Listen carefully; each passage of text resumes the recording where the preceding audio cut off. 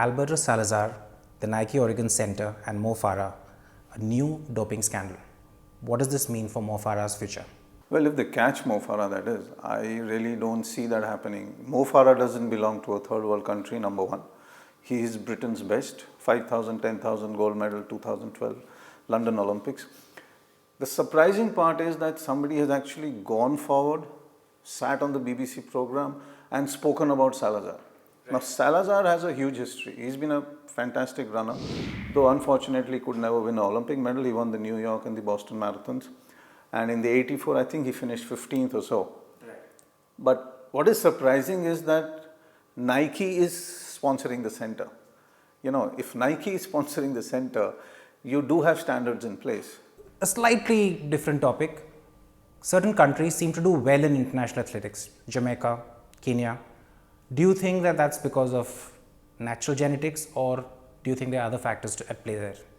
Jamaica never had a history of sprinting. I mean, in terms, I'm talking of 40s and the 50s. Right. It's only later that they came, you know, and probably the emergence of sprinting, in a way, for us Indians, destroyed cricket in the West Indies, which was Jamaica also. Sure. But there are two things that need to be said. Kenya, long distance champions for a long time. Jamaica, they have won men, women sprinting, which means 100, 200, 400, everything across the table. They have also had doping scandals, Asafa Powell being the biggest name. Yeah. But they don't have a lab. Kenya and Jamaica being the top of the pops, I mean, they don't have a lab.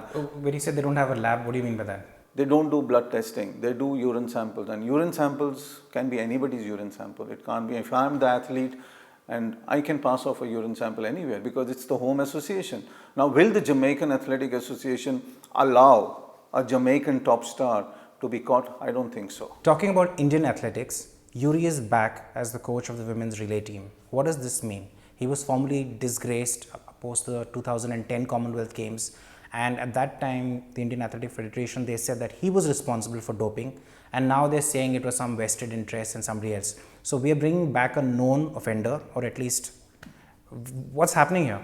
I think it's more scandalous than the Salazar episode that is brewing all over Europe and America.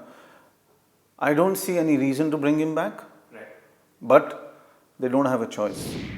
The problem is when you're bringing back somebody who was probably one of the best during the Soviet-dominated era in athletics. These guys are now finished. They are not keeping up with whatever is happening in terms of... But I don't think it's about athletics. I think it's about his ability to dope successfully. Is that what it's all about? You need still to dope, not in India. You need to dope in Ukraine, in some other places. There have been Indian athletes who regularly go, but there are no tracks out there.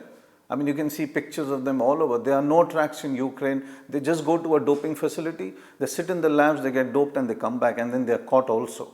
I remember there was a story in Yalta where they actually ran away because there was an out of season testing, and these guys just disappeared for 10 days. Because they always do that. But the issue here is, if you want to dope, let's assume, let's say that the world is doping. Right. Now, if you want to dope, you need to have the best doctors. It's very simple. You can't get a 75-year-old has-been to come and, you know, start using the dope for you, giving you those scientific methods. I don't think he's up to the mark. Bringing him back... As a trainer or as a dope supplier? Both. Because these are the guys who actually do both, and that's the reason why they're being brought in. What is surprising and shocking is that the Indian media has not picked up this one line, that the sports minister has actually signed that file. I mean, how the hell did he sign that file? Doesn't he know what he's doing? And tomorrow if something happens, who's going to get caught? The athlete, remember that. The athlete is going to go in for 2 years. The coach just flies back with his $6,000, $7,000, $4,000 salary a month. And he'll return in a couple of years. Yeah.